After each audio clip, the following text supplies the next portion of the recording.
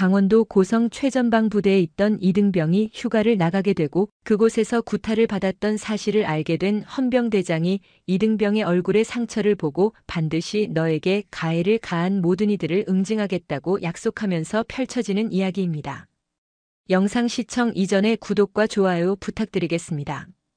저희에게 큰 힘이 됩니다. 2013년 초겨울 강원도 고성의 바람은 살을 애는 듯 했다. 동해에서 불어오는 습하고 차가운 바람은 GOP 철책을 넘어 내륙의 산자락까지 얼려버릴 기세였다. 육군 제22사단 율곡부대 예하 최전방 대대의 위병소는 평소와 다름없이 삼엄한 정적만이 감돌았다. 첫 휴가를 나가는 이등병 오승민은 그 정적의 한가운데에 위태롭게 서 있었다. 갓 보급받은 듯한 전투복은 그의 깡마른 몸에 헐렁하게 걸쳐져 있었고 베레모 아래로 드러난 얼굴은 20살 청년의 것이라고는 믿기지 않을 만큼 생기가 없었다. 왼쪽 뺨에는 누군가의 군홧발 자국인 듯 희미한 멍이 남아 있었고 관자놀이 근처에는 담뱃불에 지진 듯한 작은 화상 자국이 선명했다. 무엇보다 그의 왼손 새끼손가락은 미세하게 휘어져 부러졌다가 잘못 붙은 뼈의 흔적을 고스란히 간직하고 있었다. 위병소 근무자는 휴가증과 그의 얼굴을 기계적으로 번갈아 볼 뿐 그 끔찍한 흔적들의 의미를 묻지 않았다. 어쩌면 묻고 싶지 않았을 것이다. 이곳 최전방에서 모난 돌이 어떤 취급을 받는지, 침묵하는 것이 얼마나 현명한 처신인지 그는 이미 몸으로 배우고 있었다. 통과. 무심한 한마디와 함께 차단기가 올라갔다. 오승민 이병은 기계적으로 경례를 붙이고 위병소를 빠져나갔다. 그의 걸음에는 가족을 만난다는 설렘이나 세상으로 나간다는 해방감이 전혀 없었다. 그저 이 끔찍한 공간에서 잠시 벗어난다는 마취와도 같은 무감각한 안도감만이 그의 전신을 지배하고 있었다. 그는 버스 정류장을 향해 힘없이 걸었다. 이 휴가가 끝나면 다시 돌아와야 할 지옥을 떠올리자 차라리 이대로 사라져버리고 싶다는 생각마저 들었다. 그때였다. 위병소 옆에 주차된 낡은 군용 코란도에서 한 사내가 내렸다. 잘 다려진 전투복에 소령 계급장이 번쩍였고 그의 팔뚝에 새겨진 헌병 완장은 그가 누구인지를 명확히 보여주고 있었다. 22사단 헌병대장 강태욱 소령이었다. 강태욱은 헌병대 내에서도 독사로 불리는 사내였다. 타협을 모르는 성격과 한번 물면 절대 놓지 않는 집요함 때문이었다. 그는 최근 사단 내 부조리가 심상치 않다는 익명의 투서가 번번이 상부에서 묵살된다는 첩보를 입수하고 직접 최전방 부대들의 실태를 불시에 점검하던 중이었다. 막 차에 오르려던 그의 시선이 망령처럼 걸어가는 오승민 이병의 뒷모습에 꽂혔다. 다른 휴가 장병들의 들뜬 발걸음과는 너무도 다른 모든 것을 포기한 자의 걸음걸이. 무엇보다 그의 목덜미와 손목에 스치듯 보이는 상처들이 강태욱의 예리한 시야를 벗어나지 못했다. 정중사. 강태욱이 나직하게 부르자 운전석에 있던 정중사가 재빨리 답했다. 예, 대장님. 방금 위병소 통과한 이등병 상태가 어떤 것 같나? 오승민 이병 말씀이십니까? 소위 관심병사로 분류된 아이입니다. 부대 적응에 어려움을 겪는다고 들었습니다. 관심병사. 강태욱은 그 단어를 곱씹었다. 군이 무능과 책임을 회피하기 위해 만들어낸 편리한 낙인. 그는 차에서 내려 오승민에게 천천히 다가갔다. 오승민 이병. 등 뒤에서 들려온 낮고 힘있는 목소리에 승민의 어깨가 돌처럼 굳었다. 그는 차마 뒤를 돌아보지 못했다. 심장이 발밑으로 곤두박질 치는 것 같았다. 또 시작인가? 이제는 헌병까지 동원해서 나를 괴롭히는 건가? 피해망상에 가까운 공포가 그의 온몸을 덮쳤다. 강태욱이 그의 앞에 섰다. 그는 위압적인 태도 대신 마치 외과 의사가 환부를 살피듯 빠르고 정확하게 승민의 상처들을 훑었다. 첫 휴가를 축하한다. 그런데 몸이 많이 안 좋아 보이는군. 승민은 자신도 모르게 고개를 푹 숙였다. 괜찮습니다. 훈련받다가 좀 다쳤습니다. 목소리가 기어들어가고 있었다. 전형적인 회피성 답변.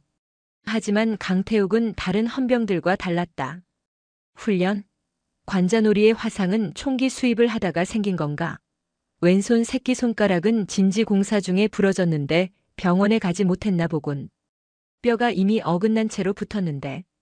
강태욱의 말은 질문이 아니었다. 마치 모든 것을 보고 있었다는 듯한 단언이었다. 승민의 동공이 공포로 세차게 흔들렸다. 이 사람은 다르다. 모든 것을 꿰뚫어 보고 있다. 나는 22사단 헌병대장 강태욱 소령이다.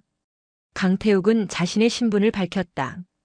헌병이라는 단어에 승민은 오히려 체념한 듯한 표정을 지었다. 어차피 아무것도 바뀌지 않을 것이다. 그는 이미 겪어보지 않았는가. 다 괜찮습니다. 정말입니다. 승민은 간신히 문장을 만들어내고는 이 상황을 벗어나려고 했다. 그가 돌아서려는 순간 강태욱의 손이 그의 팔을 잡았다. 강압적이지 않았지만 바위처럼 단단한 힘이었다. 괜찮지 않다는 거 내가 안다. 그리고 내가 왜 그렇게 말하는지도 안다.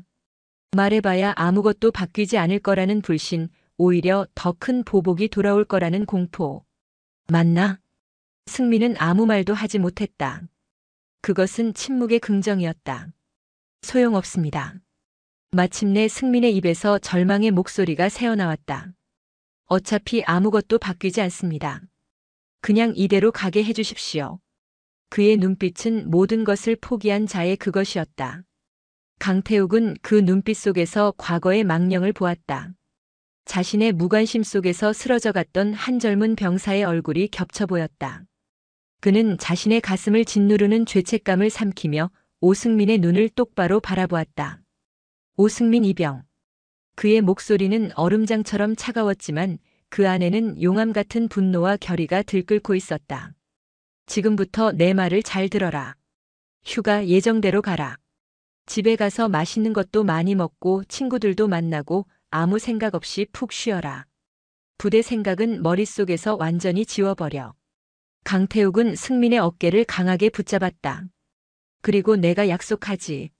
내가 이 헌병대장 강태욱이 내 계급과 내 명예, 내 모든 것을 걸고 약속한다. 내가 이 휴가를 마치고 부대 정문에 다시 발을 들여놓을 때쯤 내가 알던 그 지옥은 이 세상에 존재하지 않을 것이다. 내가 그놈들부터 그놈들을 비호하는 시스템까지 모조리 뿌리 뽑아버릴 테니까. 그것은 위로가 아니었다. 파괴를 예고하는 선전포고였다. 그러니 아무 걱정하지 말고 가라. 강태욱은 승민의 팔을 놓아주었다.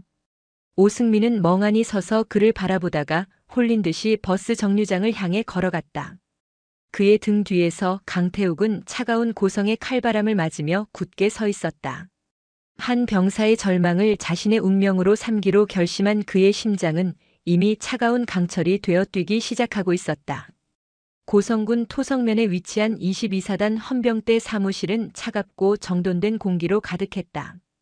강태욱 소령은 오승민 이병을 자신의 사무실로 데려왔다. 그는 다짜고짜 신문을 시작하는 대신 뜨거운 커피 한 잔을 건네며 조용히 기다렸다. 하지만 승민의 눈빛은 여전히 풀리지 않았다. 공포가 아니라 더 깊은 불신과 체념이 그의 눈을 뒤덮고 있었다. 소용없다고 했다. 왜 그렇게 생각하지? 강태욱이 조용히 입을 열었다. 승민은 한참 동안 말이 없다가 마침내 입을 열었다. 그의 목소리는 건조하고 무감정했다. 이미 해봤으니까요. 그 한마디에 강태욱의 미간이 좁혀졌다. 자세히 말해봐. 승민의 이야기는 절망 그 자체였다. 그는 자대에 배치된 지 한 달 만에 용기를 내어 부대 내의 부조리를 소원수리함에 적어 넣었다. 누가 언제 어떻게 자신을 괴롭혔는지 구체적으로 작성했다. 변화를 기대했다. 하지만 그에게 돌아온 것은 구원이 아니라 더 가혹한 지옥이었다. 플래시백의 한 달 전 중대장실과 생활관. 중대장은 소원 수리함을 열어보고는 짜증 섞인 표정으로 승민의 편지를 구겨버렸다. 요즘 애들은 툭하면 찌르고 말이야. 이런 거 하나 못 견뎌서 무슨 군 생활을 한다고. 행보관, 일소대 애들 정신 상태가 영 빠져먹었어. 알아서 잘 좀 지도해. 중대장의 말은 곧바로 행정보급관을 거쳐 소대 선임들에게 전달되었다. 그날 밤 생활관에 불이 꺼지자마자 주동자인 황종식 병장과 그의 오른팔인 서진철 상병이 승민을 생활관 뒤편의 탄약고로 끌고 갔다. 야, 오승민. 내가 썼냐? 황종식 병장이 구겨진 소원수리 종이를 그의 얼굴에 던졌다. 승민은 공포에 질려 아무 말도 하지 못했다. 이 새끼가 군대 룰을 아직도 모르네. 여기가 니네 집 안방인 줄 알아? 황 병장의 주먹이 승민의 복부를 강타했다. 컥하는 소리와 함께 승민이 쓰러졌다. 하지만 진짜 공포는 서진철 상병에게서 시작되었다. 그는 웃는 얼굴로 다가와 승민의 머리채를 잡아 올렸다. 승민아, 우리가 널 싫어해서 이러는 게 아니야. 다 널 강하게 만들어주려는 거지. 근데 넌 우리 마음에 칼을 꽂았어. 배신자는 어떻게 되는지 알아? 서진철은 주머니에서 라이터를 꺼내 불을 켰다. 그리고는 아무렇지 않게 그 불꽃을 승민의 관자놀이에 가져다 댔다. 살이 타는 냄새와 함께 끔찍한 고통이 승민의 전신을 꿰뚫었다. 앞으로 한 번만 더 이딴 짓 하면 이 불로 내 얼굴 전체를 도화지 삼아 그림을 그려줄게. 알았어? 그날 이후 승민은 공식적인 배신자가 되었다. 황종식과 서진철은 다른 모든 후임들에게 승민과 말을 섞거나 도와주는 것을 금지했다. 승민은 투명인간이 되었다. 아니, 투명인간보다 못한 모두의 스트레스를 풀어주는 샌드백이 되었다. 식판을 일부러 엎지르고 치우게 하고 모두가 잠든 밤에 화장실 청소를 시키고 심지어 그의 새끼손가락을 꺾어 부러뜨린 뒤 혼자 넘어져 다쳤다고 말하라고 강요했다. 그를 동정하던 동기들조차 보복이 두려워 그를 외면했다. 그는 완벽하게 고립되었다. 시스템은 그를 보호해주지 않았고 동료들은 그를 외면했다. 그에게 남은 것은 오직 절망뿐이었다. 다시 헌병대 사무실. 모든 이야기를 털어놓은 승민의 눈에는 눈물조차 흐르지 않았다. 감정마저 마비된 듯 했다. 이제 아시겠습니까, 소령님? 저를 괴롭힌 건 황 병장과 서 상병이지만 그들을 그렇게 만든 건 결국 이 부대 전체입니다. 소원수리를 묵살한 중대장, 그걸 전달한 간부들, 그리고 침묵한 동료들까지. 소령님 혼자서 뭘 어떻게 바꾸시겠습니까? 그의 말은 논리적이었고 그래서 더 절망적이었다. 강태욱은 그의 말이 틀리지 않았음을 알았다. 이건 단순히 몇몇 썩은 사과를 골라내는 문제가 아니었다. 상자 전체가 썩어가고 있었다. 강태욱은 조용히 일어나 창가로 걸어갔다. 창밖으로 설악산 울산 바위에 거대한 실루엣이 보였다. 그는 한참 동안 그곳을 응시하다가 천천히 돌아섰다. 그의 눈에는 동정심 대신 차가운 분노와 강철 같은 결의가 이글거리고 있었다. 그래. 내 말이 맞다. 강태욱의 의외의 대답에 승민의 눈이 흔들렸다. 나 혼자서는 아무것도 바꿀 수 없을지도 모르지. 하지만 내가 나에게 모든 것을 말해준 순간 이제 더 이상 나 혼자가 아니게 된 거다. 너와 내가 함께 시작하는 거다. 그는 자신의 책상으로 돌아와 수화기를 들었다. 고맙다, 오승민 이병. 넌 나에게 저들이 누구인지를 알려준 게 아니야. 진짜 싸워야 할 적이 어디에 있는지, 그 뿌리가 얼마나 깊은지를 정확하게 알려줬다. 강태욱의 목소리는 낮았지만 사무실 전체를 울리는 힘이 있었다.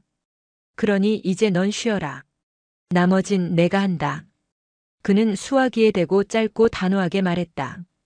정중사 수사팀 전원 5분 내로 내 사무실로 비상소집. 그리고 작전명을 정한다. 작전명 북극성. 적일 잃은 아이에게 돌아올 길을 알려줄 유일한 빛이 되어줄 작전이다. 오승민의 절망은 역설적으로 강태욱의 심장에 꺼지지 않을 불을 지핀 것이다. 강태욱 소령의 비상소집 명령이 떨어진 지 5분도 되지 않아 22사단 헌병대 수사팀 핵심 인력들이 그의 사무실로 모여들었다. 산전수전 다 겪은 베테랑 수사관 정태성 중사, 날카로운 심리 분석 능력을 자랑하는 여군 장교 윤지수 중위, 그리고 컴퓨터 앞에서는 CSI 요원 못지않은 능력을 발휘하는 통신 전문가 김 상사까지. 갑작스러운 호출에 모두의 얼굴에는 긴장감이 감돌았다. 사무실 안의 공기는 무겁게 가라앉아 있었다. 강태욱은 오승민 이병의 진술이 담긴 녹취 파일을 재생했다. 시스템에 의해 철저히 배신당하고 고립된 한 젊은 병사의 건조한 목소리가 스피커를 통해 흘러나오자 수사팀원들의 표정은 점차 굳어갔다. 특히 소원수리가 묵살되고 정보가 유출되어 더 가혹한 보복을 당했다는 대목에서는 모두가 분노를 감추지 못했다. 녹취가 끝나자 강태욱이 입을 열었다. 이상이다. 보다시피 이번 사건은 단순 가혹행위가 아니다. 부조리를 묵인하고 방조하는 지휘 계통과 그 안에서 기생하는 악질적인 병사들이 결합된 구조적인 범죄다. 그는 자리에서 일어나 작전판 앞으로 걸어갔다. 그리고 율곡부대 3대대라고 쓰인 부대 배치도 위에 붉은색 마커로 거대한 X자를 그었다. 따라서 통상적인 수사 방식으로는 저들의 껍데기만 건드릴 뿐 뿌리를 뽑을 수 없다. 증거는 인멸될 것이고 관련자들은 입을 맞출 것이다. 우리는 다른 방식으로 접근해야 한다. 그의 말에 팀원들의 눈빛이 달라졌다. 작전명은 북극성이다. 어둠 속에서 길을 잃은 오승민 이병에게 돌아올 방향을 제시하고 동시에 저 썩어 빠진 놈들에게는 피할 수 없는 심판의 빛이 될 것이다. 강태욱은 작전판에 각 팀의 임무를 적어 내려가기 시작했다. 그의 계획은 대담하고 위험했으며 기존의 틀을 완전히 깨는 것이었다. 이번 작전은 총 3단계로 진행한다. 1단계 완전한 고립. 정중사 자네는 오승민 이병을 우리 부대 내의 안전가옥이 아닌 속초 시내에 내가 개인적으로 마련한 아파트로 이동시켜라. 군 병원은 물론 그 어떤 외부와도 접촉을 완벽히 차단한다. 그의 존재 자체가 이 세상에서 사라진 것처럼 만들어야 한다. 그가 안전하다는 확신이 들어야 잠재적 증인들이 입을 열 수 있다. 예, 알겠습니다. 제 목숨을 걸고 지키겠습니다. 정태성 중사가 힘차게 대답했다. 2단계 어둠의 눈. 김상사 자네의 능력이 필요하다. 오늘 밤 해당 부대 주변 통신 및 전력망에 일시적인 장애를 일으켜라. 그 혼란을 틈타 우리가 미리 준비한 초소형 무선 카메라와 녹음 장비를 생활관과 창고 등 주요 의심 지역에 설치한다. 법적인 절차? 지금은 무시한다. 시스템이 피해자를 벌인 이상 우리도 시스템 밖에서 싸워야 한다. 모든 책임은 내가 진다. 김 상사는 잠시 망설였지만 강태욱의 단호한 눈빛을 보고는 이내 고개를 끄덕였다. 이것은 정의를 위한 위험한 도박이었다. 그리고 3단계 트로이의 목마. 강태욱의 시선이 윤지수 중위에게 향했다. 윤중위. 자네에게 가장 위험하고 중요한 임무를 맡기겠다. 내일부로 자네는 학군단 ROTC 출신의 신임 소위로 위장하여 해당 소대로 전입한다. 임무는 단기 파견 실무 실습. 소대장과 병사들에게 자연스럽게 접근하여 그들의 관계와 심리를 파악하고 내부에서 우리 어둠의 눈이 포착하지 못하는 진실들을 수집해야 한다. 제가 말입니까? 윤중위의 눈이 커졌다. 여군 장교가 전투부대 소대원으로 위장 잠입하는 것은 전례가 없는 일이었다. 그래, 자네다. 자네의 심리 분석 능력이 필요하다. 누가 주동자이고 누가 동조자이며 누가 공포에 질려 침묵하는지. 그들의 관계도를 내부에서 그려와야 한다. 물론 신분이 발각되면 자네의 군 생활은 끝이다. 나 역시 마찬가지고. 할 수 있겠나? 윤지수 중위는 잠시 숨을 골랐다. 그녀의 눈에 두려움보다 뜨거운 사명감이 피어올랐다. 명령 받들겠습니다. 반드시 임무 완수하겠습니다.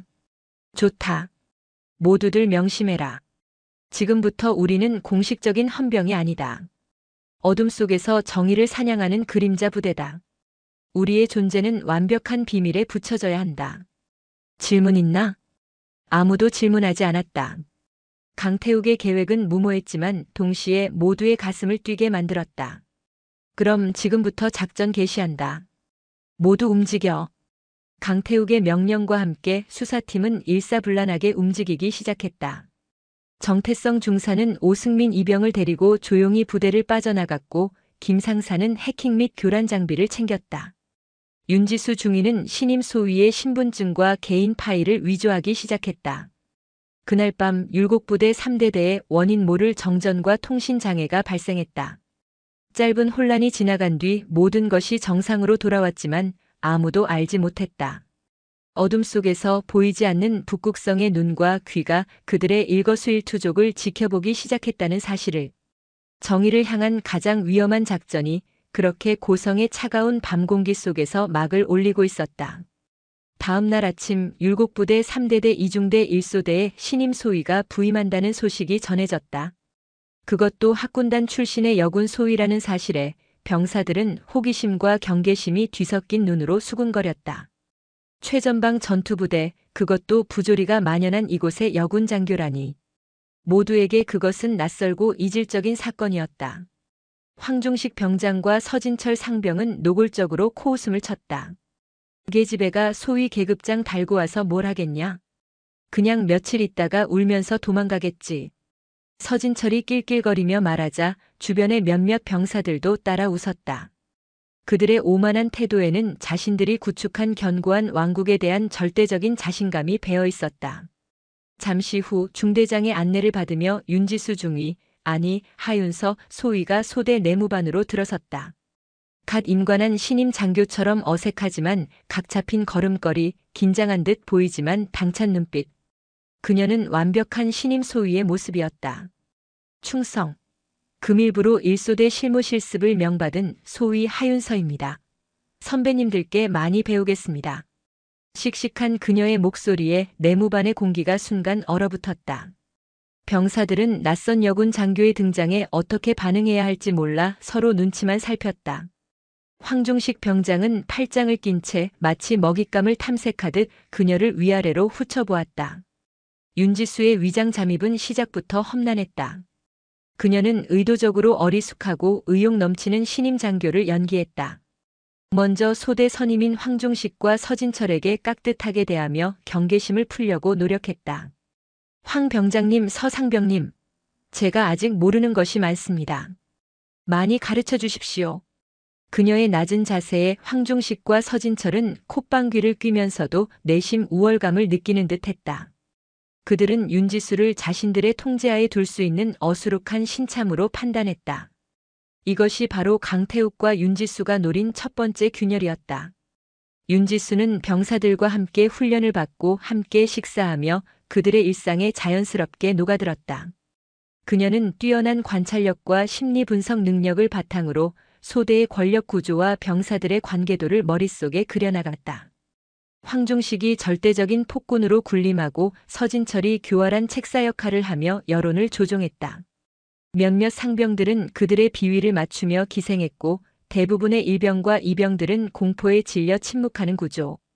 그리고 그 중심에는 배신자 오승민의 빈자리가 유령처럼 떠다니고 있었다.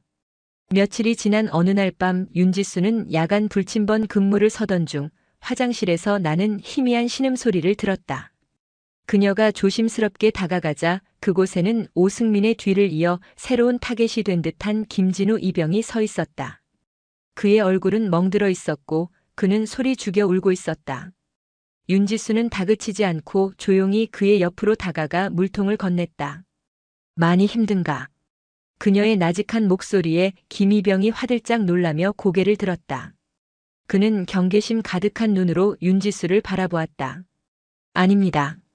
사람은 힘들면 울 수도 있는 거다. 우는 건 약한 게 아니야. 도움을 청하지 않는 게 약한 거지.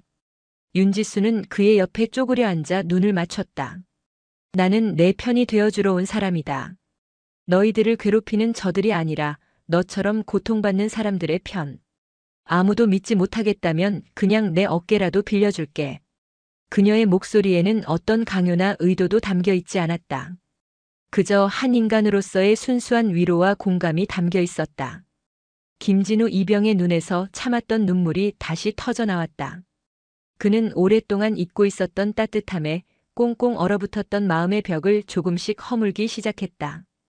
윤지수는 그날 밤 김진우 이병으로부터 황중식과 서진철의 추가적인 가혹행위에 대한 구체적인 증언을 확보할 수 있었다. 오승민이 사라진 뒤 그들의 폭력성은 더욱 교묘하고 잔인해져 있었다. 트로이의 목마는 성벽 안으로 무사히 들어왔고 이제 성벽을 무너뜨릴 내부의 동조자를 얻기 시작한 것이다.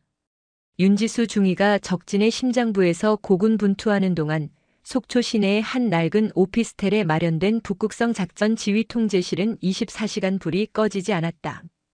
강태욱 소령과 김상사는 전날 밤 목숨을 걸고 설치한 초소형 카메라와 녹음 장비가 보내오는 실시간 영상과 음향을 분석하느라 뜬 눈으로 밤을 새우고 있었다. 모니터 속 화면은 충격 그 자체였다. 낮 동안에는 아무 문제 없는 것처럼 보이던 생활과는 간부들의 시선이 사라진 밤이 되면 폭력과 욕설이 난무하는 무법지대로 변했다. 실시간 영상 녹취록 생활관 내부. 밤 10시. 점호가 끝난 뒤 서진철 상병이 신병들의 관물대를 검사한다. 서진철 한 이병의 전투복을 보며 야, 이 새끼야. 이게 다림질한 거냐? 걸레 빤 거냐? 니네 엄마가 보면 아주 자랑스러워하겠다. 이병 죄송합니다. 서진철 대가리 박아. 오늘 잠은 다 잤다, 이 새끼야. 밤 12시. 모두가 잠든 시각 황중식 병장이 김진우 이병을 깨워 창고로 데려간다.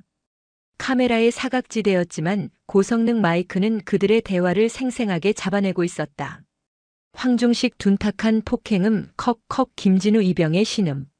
황중식 오승민 그 새끼 어디 갔는지 말 안 해? 너 그 새끼랑 친했잖아.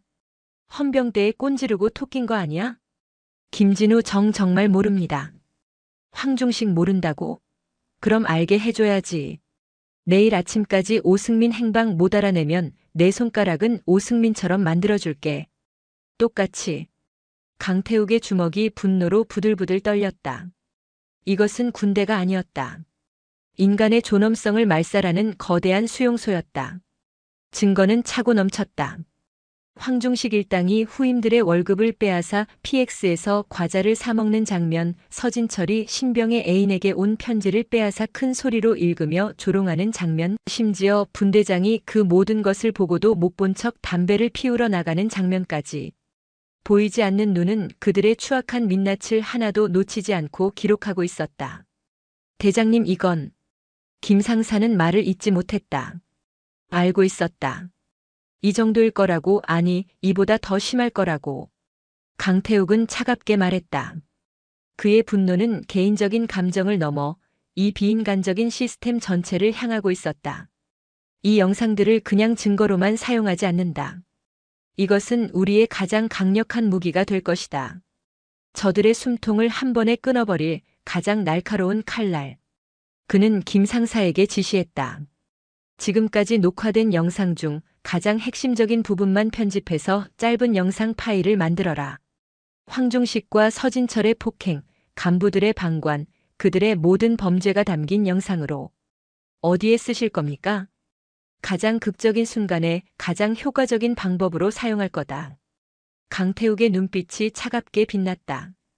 그는 창밖의 어두운 도시를 바라보았다. 그는 단순한 처벌을 원하지 않았다. 그는 저들이 스스로 쌓아올린 공포의 성이 스스로의 죄악에 의해 무너져 내리는 것을 원했다. 보이지 않는 눈이 수집한 진실의 파편들은 이제 거대한 폭탄이 되어 심판의 시간을 기다리고 있었다. 율곡부대 3대대 2중대 1소대에서의 일주일은 지옥 같았다. 하지만 윤지수 중위는 완벽하게 어리숙한 신임 하소위 역할을 해내고 있었다. 그녀는 특유의 친화력과 심리 분석 능력을 바탕으로 황중식과 서진철의 경계심을 무너뜨리는 동시에 고통받는 병사들의 마음을 조금씩 얻고 있었다. 결정적인 계기는 주말에 있었던 종교 활동 시간에 찾아왔다. 대부분의 병사들이 쉬기 위해 종교 활동에 참여하는 것을 이용하여 윤지수는 기독교 군종 목사와 사전에 협의하여 고해성사와 비슷한 익명의 고민 상담 시간을 마련했다. 그녀는 그곳에서 충격적인 사실을 알게 되었다. 황중식 일당의 가혹행위는 단순 폭행을 넘어 도박과 사채까지 연결되어 있었다. 몇몇 병사들은 황중식의 강요로 불법 스포츠 도박에 돈을 걸었고 돈을 잃으면 서진철이 소개해준 불법 사채업자에게 돈을 빌려야 했다. 부모님께는 차마 말하지 못하고 빚은 눈덩이처럼 불어나고 있었다. 그들은 폭력과 빚이라는 이중의 굴레에 갇혀 어떤 저항도 할 수 없는 상태였다. 이건 군 내부의 문제가 아니었어. 외부 범죄 조직과 연계된 훨씬 더 거대한 악의 고리였군. 윤지수는 즉시 이 사실을 강태욱에게 보고했다. 강태욱의 분노는 극에 달했다.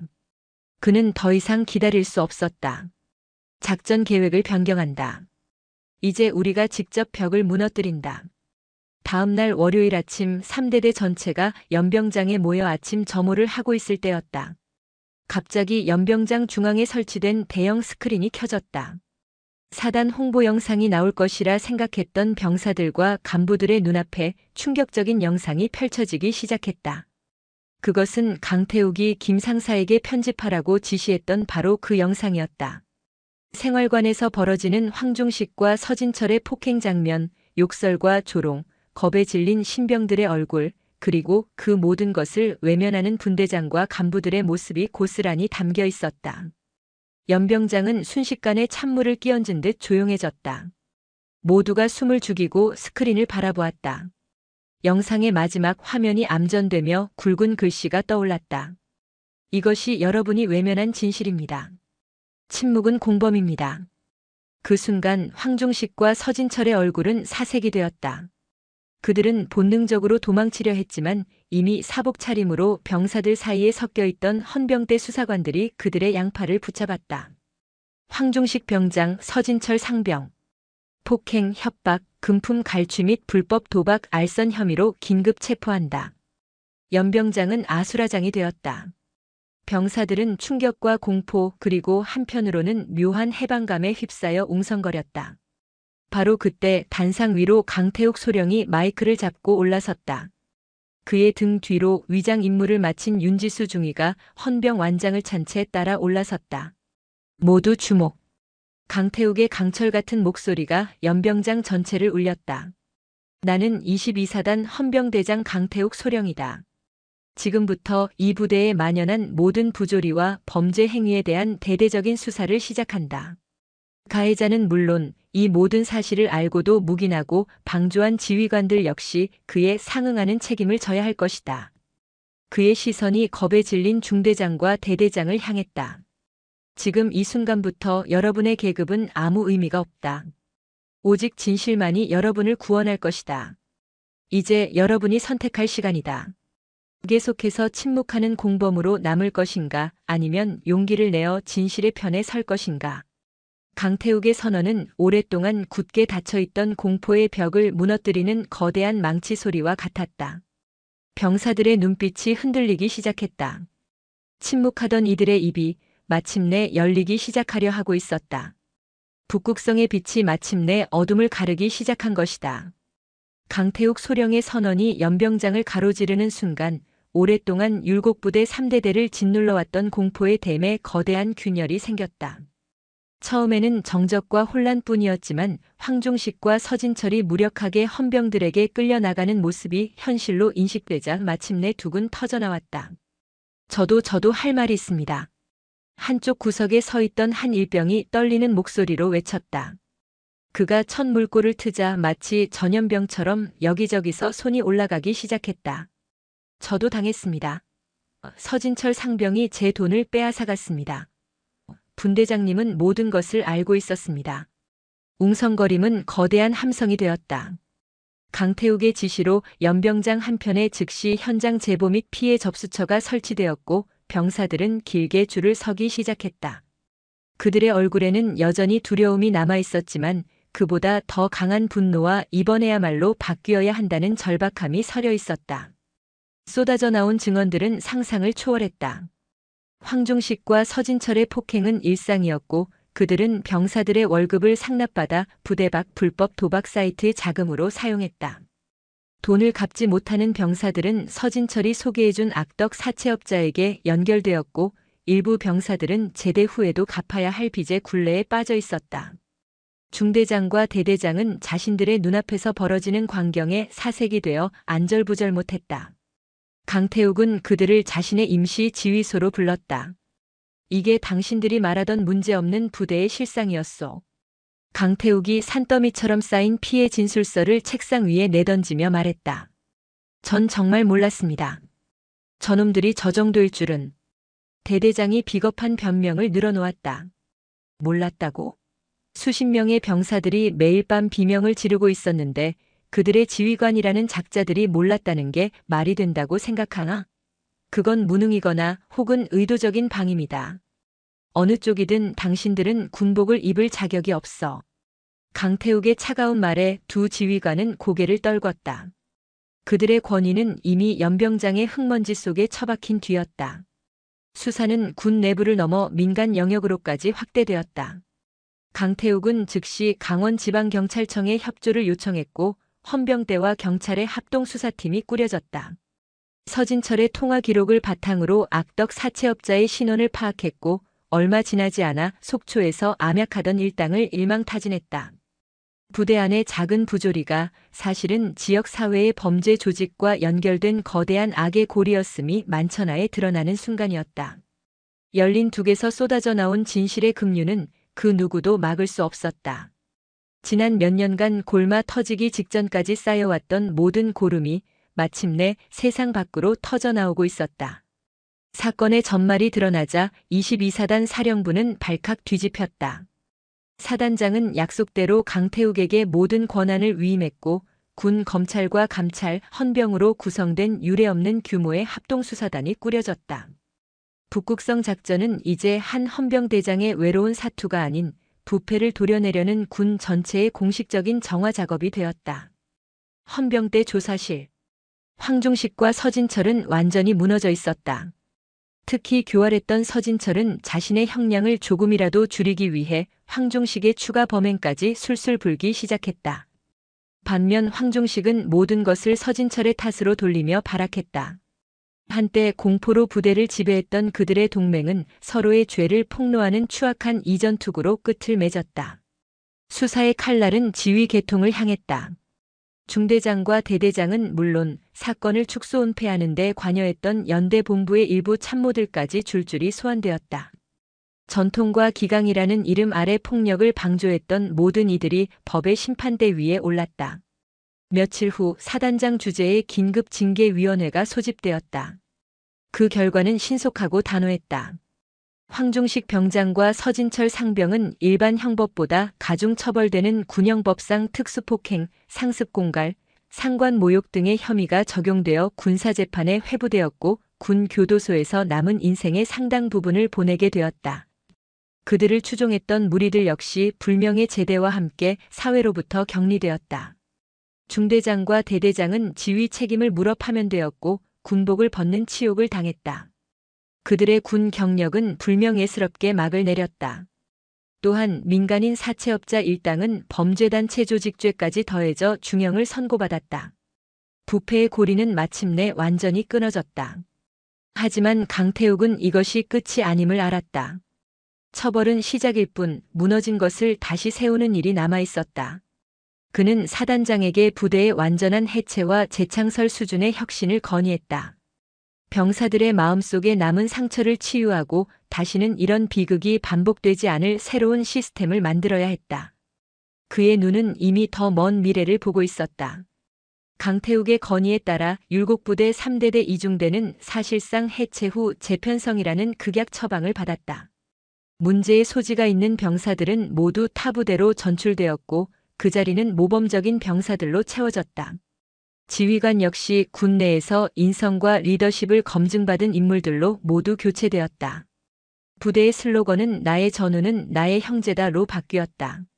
매주 심리 상담사가 부대를 방문하여 병사들의 마음을 돌봤고 간부와 병사가 함께하는 소통 간담회가 정례화되었다.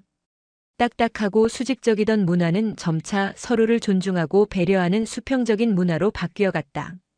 사건이 마무리된 지 한 달 후 속초의 안전가옥에서 심리치료를 받으며 회복에 전념하던 오승민 이병이 마침내 부대로 복귀했다. 그의 발걸음은 여전히 조심스러웠지만 그의 눈빛은 더 이상 과거의 절망에 사로잡혀 있지 않았다. 그가 부대 정문을 통과하는 순간 놀라운 광경이 펼쳐졌다. 새로운 중대장과 소대장 그리고 모든 소대원들이 연병장에 도열하여 그를 기다리고 있었다. 오승민 이병의 복귀를 진심으로 환영한다. 중대장의 외침과 함께 모든 병사들이 그에게 박수를 보냈다. 그를 배신자라 낙인 찍었던 차가운 시선은 어디에도 없었다. 그의 용기 덕분에 지옥에서 벗어날 수 있었다는 고마움과 존경의 눈빛만이 가득했다. 화장실에서 남몰래 울고 있던 김진우 이병이 달려와 그의 손을 잡았다. 승민아 고맙다. 그리고 미안했다. 그 한마디에 승민의 마음속에 남아있던 마지막 얼음 조각마저 녹아내렸다. 그는 참았던 눈물을 흘렸다. 그것은 더 이상 절망의 눈물이 아닌 구원과 화해의 눈물이었다. 그날 이후 오승민은 부대의 새로운 상징이 되었다. 그는 자신의 아픔을 숨기지 않았다. 오히려 신병들이 들어올 때마다 자신의 경험을 이야기해주며 부조리의 위험성과 전우회의 소중함을 가르쳤다. 그는 상처를 통해 다른 사람을 치유하는 누구보다 강인한 군인으로 성장하고 있었다. 어느 맑은 겨울밤 오승민은 GOP 철책에서 경계 근무를 서고 있었다. 그의 곁에는 긴장한 표정의 신병이 함께 서 있었다. 밤하늘에는 유난히 밝게 빛나는 별 하나가 떠 있었다. 북극성이었다. 저 별이 뭔지 아나? 승민이 신병에게 물었다. 북극성입니다. 맞아. 길을 잃었을 때 저 별만 보고 가면 길을 찾을 수 있지. 우리 부대도 마찬가지야.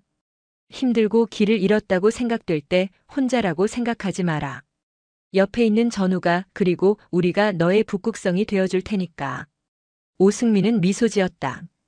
한때 그에게 절망과 고독의 상징이었던 북극성은 이제 그에게 길을 밝혀주는 희망과 약속의 상징이 되어 빛나고 있었다. 그는 마침내 자신의 길을 되찾은 것이다. 1년 후 대한민국 군사법원은 황중식과 서진철에게 군 교도소 장기 복역이라는 중형을 선고했다. 그들의 젊음은 차가운 철창 속에서 썩어갈 것이었다. 방관했던 지휘관들 역시 모두 불명예스럽게 군복을 벗었다. 정의는 더디지만 반드시 제 길을 찾는다는 것을 증명했다. 고성의 북극성 작전은 군 전체의 전설처럼 회자되었다. 22사단은 오명을 싣고 전군에서 가장 모범적인 인권시범 부대로 탈바꿈했다. 강태욱 소령의 대담하고 혁신적인 수사 방식은 육군사관학교의 리더십 교과서에 실렸고 소원수리 제도는 전면 폐지되고 국방 헬프콜과 같은 외부 임명 신고 시스템이 강화되는 계기가 되었다. 그리고 이 모든 변화를 이끌었던 강태욱에게 새로운 명령이 내려왔다. 그는 파격적으로 중령으로 조기 진급했고 그의 새로운 보직은 대한민국 군의 심장부인 계룡대였다. 발령. 육군 중령 강태욱을 2014년 12월 1일부로 육군본부 감찰실 특별조사과장에 보함. 특별조사과. 군내의 가장 깊고 은밀한 부패와 비리를 척결하기 위해 신설된 사단장급 이상의 지휘관도 직접 조사할 수 있는 막강한 권한을 가진 조직이었다. 그는 이제 한 부대가 아닌 대한민국 육군 전체를 감시하는 가장 날카로운 칼날의 역할을 맡게 된 것이다. 계룡대의 새로운 사무실. 창밖으로 드넓은 연병장이 보였다. 그의 책상 위에는 이제 상병이 된 오승민이 보낸 한 통의 편지가 놓여 있었다. 강태욱 중령님께 충성. 상병 오승민입니다. 중령님의 영전을 진심으로 축하드립니다. 중령님은 제 인생을 바꿔주신 분입니다. 저를 구원해 주신 그날의 약속을 평생 잊지 못할 겁니다.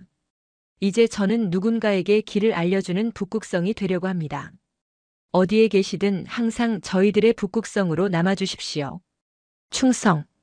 강태욱은 편지를 읽으며 조용히 미소 지었다. 고성의 칼바람 속에서 마주쳤던 모든 희망을 잃었던 한 이등병의 얼굴이 떠올랐다. 그 작은 균열을 외면하지 않았던 자신의 선택이 거대한 변화의 시작이 되었다. 싸움은 아직 끝나지 않았다. 대한민국 군 어딘가에는 여전히 제2, 제3의 오승민이 고통받고 있을 것이다. 하지만 이제 그는 확신할 수 있었다. 정의를 향한 단 한 사람의 굳건한 의지가 있다면 아무리 깊은 어둠이라도 걷어낼 수 있다는 것을. 강태욱은 자신의 전투복 어깨에 달린 새로운 부대 마크를 손으로 쓸었다. 북극성을 중심으로 칼 두 자루가 교차하는 모양이었다. 그는 결심을 다지며 돌아섰다. 고성에서 시작된 북극성의 빛은 이제 더 크고 강력한 빛이 되어 대한민국 육군 전체를 비출 것이다. 더 이상 젊은 병사들의 눈물이 별빛을 가리는 일이 없도록. 그의 강철 같은 심장은 그 빛이 온 땅에 가득할 때까지 결코 멈추지 않을 것이다. 오늘도 시청해 주셔서 감사합니다. 영상이 즐거우셨다면 구독과 좋아요 부탁드리겠습니다.